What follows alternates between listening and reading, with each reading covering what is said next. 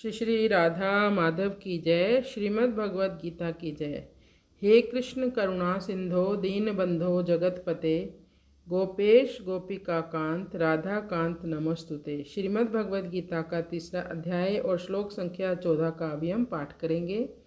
इस श्लोक में भगवान कहते हैं यज्ञ क्यों करने चाहिए, क्यों जरूरी है। अन्नात् भवन्ति भूतानि पर्जन्यात् अन्न संभवा यज्ञात् भवति पर्जन्य यज्ञात् कर्म सम उद्भव। अन्नात् भवन्ति भूतानि पर्जन्यात् अन्न संभवा यज्ञात् भवति पर्जन्य यज्ञात् कर्म सम उद्भव।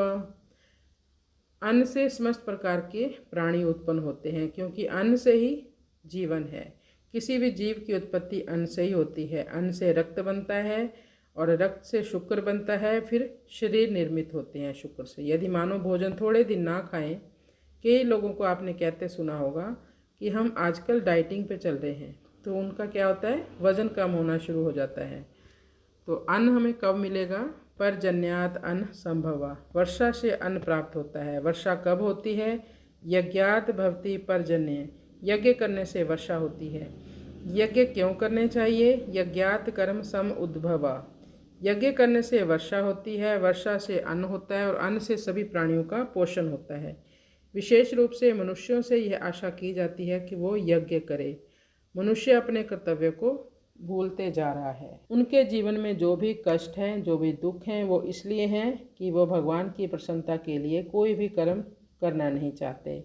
यानी जब श्री कृष्ण की पूजा की जाती है तो श्री कृष्ण के अंग स्वरूप हैं सभी देवता।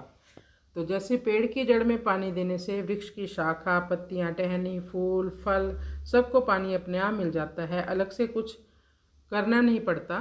बुद्धिमान व्यक्ति भगवान श्री कृष्ण की भक्ति करता है और श्री कृष्ण की संतुष्टि में सभी देवताओं की संतुष्टि उसको प्राप्त हो जाती है। भगवत भक्ति एक प्रकार से टीकाकरण है, वैक्सीनेशन जैसा है।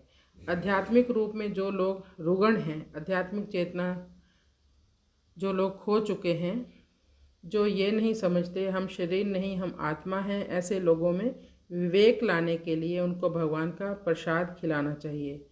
प्रसाद खिलाने से शास्त्र कहते हैं आहार शुद्ध हो सत्व शुद्ध हो, उनका अस्तित्व शुद्ध होता है, उनकी स्मृति शुद्ध होती है।